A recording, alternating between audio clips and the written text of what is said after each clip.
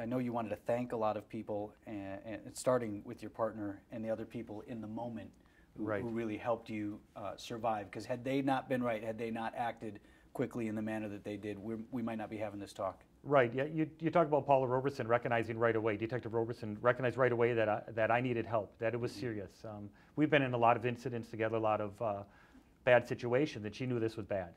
So I want to thank Paula. You know, she was right there for me. Officer Nelson, one of the best drivers on the police department. You know, we go through training to drive our squad cars fast, to chase people, to help people.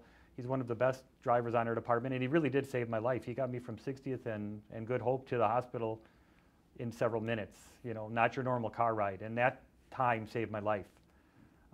Chief Weber, you have to thank him and his command staff. They were there with my wife, with my family, sitting in the emergency room just waiting to hear what my condition was. As soon as I was brought up to my room, they were there for me.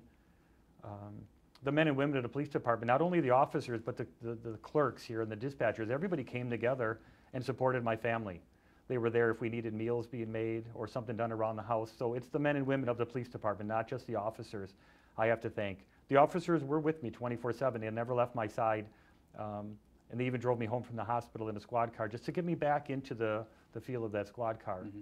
You know, Mayor Ely from the Wauwatosa, she's been great.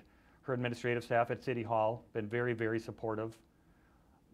The citizens, the businesses of Wauwatosa and the surrounding communities came together. They sent me cards of encouragement, donated items to the family in time of need. Meals came to our home. When they knew that I was in the hospital and my wife was with me, they fed my children. It's just amazing how many people come together.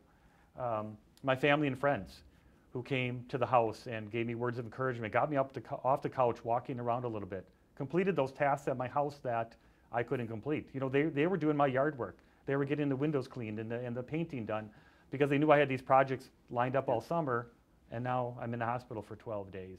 I was a Milwaukee public school teacher, and I want to thank all her teacher friends who made us meals when I was in the hospital, or when I was recovering. We knew every Monday we were going to have a hot meal at our doorstep.